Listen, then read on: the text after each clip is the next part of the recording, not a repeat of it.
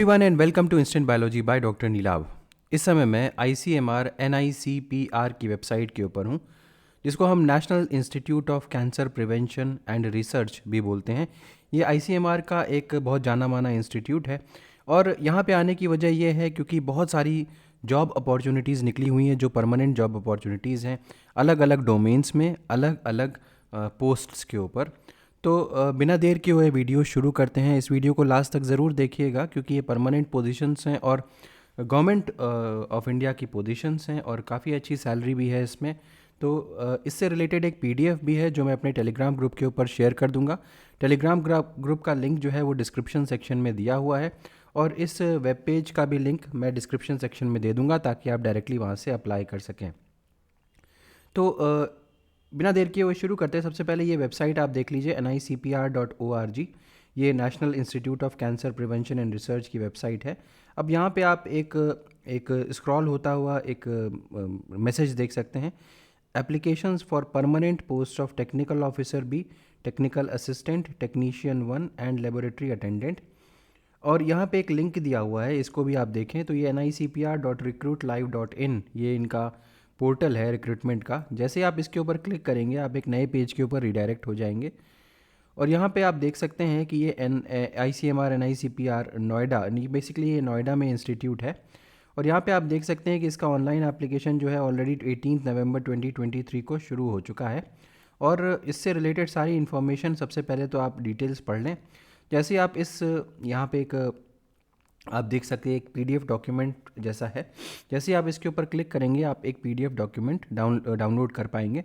मैंने आपके लिए ऑलरेडी वो PDF डाउनलोड कर रखा है। तो आप ये देखें तो ICMR national institute of cancer prevention and research, ये एडवर्टाइजमेंट नंबर एक बार चेक करें ICMR NICPR tech staff recruit 1 2023।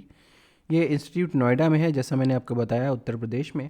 अब यहाँ पे कई सारी जॉब अपॉर्चुनिटीज़ निकली हुई हैं और परमानेंट वैकेंसीज़ हैं गवर्नमेंट ऑफ इंडिया की। टेक्निकल असिस्टेंट, टेक्नीशियन 1 और लेबोरेटरी अटेंडेंट की पोजीशंस हैं, काफ़ी सारी हैं। उन सब के बारे में डिटेल में बात करते हैं। तो लाइफ साइंस भी है, स्टैटिस्टिक्स भी है, फूड न्यूट्रिशन वगैरह के बारे में भी निकला हुआ है, MLT की भी जॉब्स हैं। तो इस वीडियो को लास्ट तक देखिएगा। तो पोस्ट का नाम अगर हम शुरुआत करें तो टेक्निकल असिस्टेंट है, स्टैटिस्टिक्स की पे लेवल 6 फॉलो हो रहा है, ग्रुप B की पोजीशन है। 2 सीट्स हैं यहाँ पे, अनरिजर्व की एक, OBC की एक। यहाँ पे आपका बैचलर्स डिग्री अगर है फर्स्ट क्लास 3 साल की बैचलर्स डिग्री है in science relevant subject from recognised university तो आप अप्लाई करें यहाँ पे। या आपके पास 3 साल का इंजीनियरिंग डिप्लोमा है और इसके बाद आपका 2 साल का एक्सपीरियंस है तो भी आप अप्लाई कर सकते हैं। और first class engineering technology degree है आपके पास रेलेवेंट सब्जेक्ट में तो भी आप अप्लाई कर सकते हैं। रेलेवेंट सब्जेक्ट्स की लिस्ट यहाँ पे दी हुई है, स्टैटिस्टिक्स, बायोस्टैटिस्टिक्स, अप्लाइड स्टैटिस्टिक्स या पॉपुलेशन स्टडीज़। 30 ईयर्स अपर एज लिमिट है और गवर्नमेंट ऑफ इंडिया के रूल्स के हिसाब से यहाँ पे रिलैक्सेशन दिया जाएगा। नेक्स्ट टेक्निकल असिस्टेंट इंजीनियरिंग का है, TA इंजीनियरिंग पोस्ट का कोड है। पे लेवल अगेन 6 है, ग्रुप B की पोजीशन है। सेम जैसे का जैसे ऊपर आपने देखा था उसी तरीके का यहाँ पर भी एसेंशियल क्वालिफिकेशन है। यहाँ पे जो ब्रांचेज हैं वो है सिविल, इलेक्ट्रिकल और मैकेनिकल, वैसे ही अपर एज लिमिट भी फॉलो हो रही है। नेक्स्ट आ जाइए टेक्निकल असिस्टेंट IT और कंप्यूटर साइंस का, पे लेवल अगेन 6 फॉलो हो रही है, ग्रुप B पोजीशन है और सिर्फ एक ही पोजीशन निकली हुई है EWS की। यहाँ पर भी सेम क्वालिफिकेशंस मांग रहे हैं और बस रेलेवेंट सब्जेक्ट अंदर हो जाएगा जैसे कि इंफॉर्मेशन टेक्नोलॉजी, कंप्यूटर एप्लीकेशन और कंप्यूटर साइंसेस। अपर एज लिमिट भी सेम है। अब यहाँ पे आ जाइए, ये आपके लिए इंटरेस्ट का होगा, technical assistant life science, TALS इसका पोस्ट कोड है और पे लेवल 6 फॉलो हो रहा है। ग्रुप B की पोजीशन है और 6 पोजीशंस निकली हुई हैं यहाँ पे। 3 सीट्स जो है वो अनरिजर्व की है, एक OBC की, एक SC की और एक ST की। बैचलर्स डिग्री अगर 3 साल की है इन साइंस और रेलेवेंट सब्जेक्ट आप अप्लाई करिए। इंजीनियरिंग डिप्लोमा की है और 2 साल का एक्सपीरियंस है तो भी आप अप्लाई कर सकते हैं। और फर्स्ट क्लास इंजीनियरिंग टेक्नोलॉजी की डिग्री है तो भी आप यहाँ पे अप्लाई कर सकते हैं। रेलेवेंट सब्जेक्ट्स देख लीजिए, काफ़ी वाइड स्कोप दिया हुआ है। Life science, bioscience, microbio, biotech, zoology, biochem, chemistry, pharmacology, तो ये सारे के सारे लोग अप्लाई कर सकते हैं। अपर एज लिमिट यहाँ पे 30 ईयर्स दे रखी है तो आप इसको चेकआउट कर सकते हैं। इसके अलावा नेक्स्ट है टेक्निकल असिस्टेंट पैथोलॉजी और MLT, तो इसको बोल रहे हैं TA पैथ MLT 6, पे लेवल 6 जैसे कि आपने देखा अभी तक फॉलो होता आ रहा है। ग्रुप B की पोजीशन है। 3 पोस्ट यहाँ पे निकली हुई हैं, एक अनरिजर्व्ड की है, एक OBC की है, एक SC की है। और सेम टाइप का आपका एलिजिबिलिटी क्राइटेरिया दिया हुआ है। बस यहाँ पे रेलिवेंट सब्जेक्ट जो है वो MLT है। अपर एज लिमिट भी सेम है। Technical assistant nutrition TA nutrition है, सेम पे लेवल, सेम ग्रुप का पोजीशन, और नंबर ऑफ पोस्ट जो है वो 2 है, एक अनरिजर्व की एक OBC की, सेम एलिजिबिलिटी क्राइटेरिया, और यहाँ पे रेलिवेंट सब्जेक्ट फूड न्यूट्रिशन डायटिटिक्स है, और अपर एज लिमिट भी सेम रहेगी।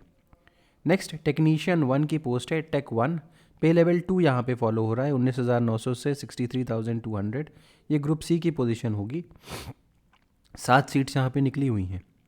अनरिजर्व्ड की 5, OBC की 2 हैं, और 12th पास आपको चाहिए और 55% आपके होने चाहिए।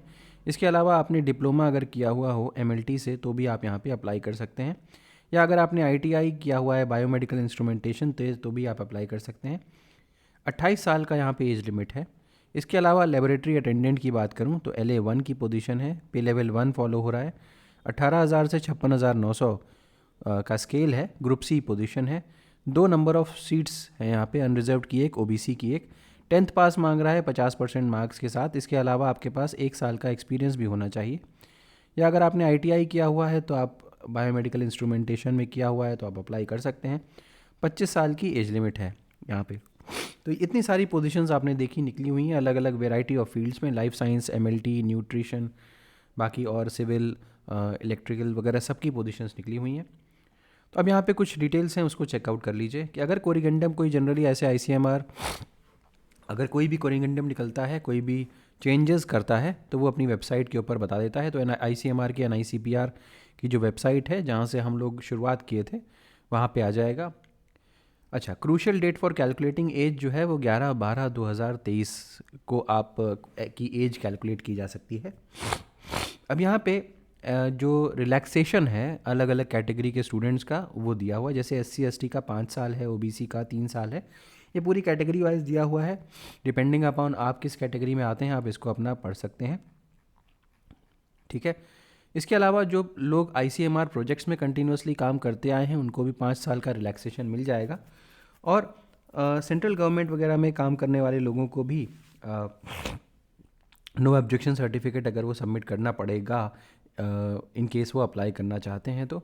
बाकी देखिए एनेक्श्योर सारे दिए हुए हैं यहाँ पे कि नो ऑब्जेक्शन सर्टिफिकेट के लिए एनेक्श्योर कौन सा है, जो लोग परमानेंटली ICMR प्रोजेक्ट्स पे काम करते आए हैं उनके लिए कौन सा एनेक्श्योर है।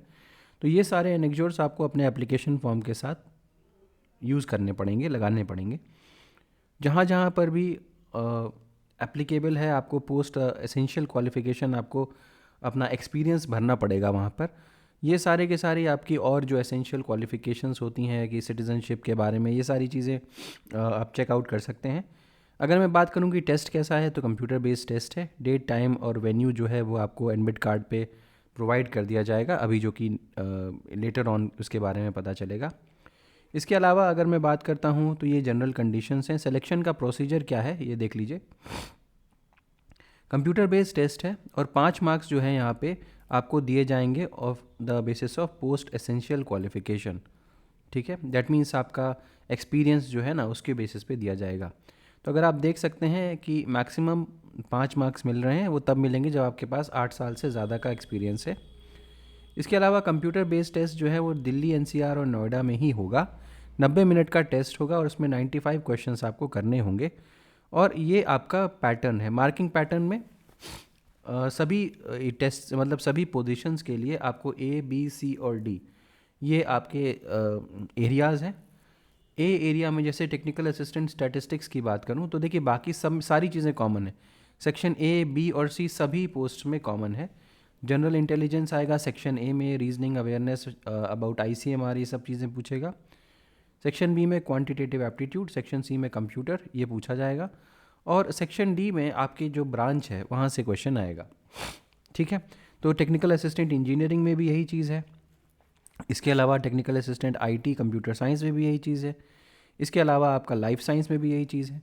उसके अलावा पैथोलॉजी और MLT के अंदर भी यही चीज़ है। यहाँ पे एक बात बताना भूल गया मैं कि ये मार्क्स इधर दिए हुए हैं। 25 मार्क्स का सेक्शन A, 20 मार्क्स का section B, section C 15 marks का, और सेक्शन D जो है वो 35 मार्क्स का दिया हुआ है।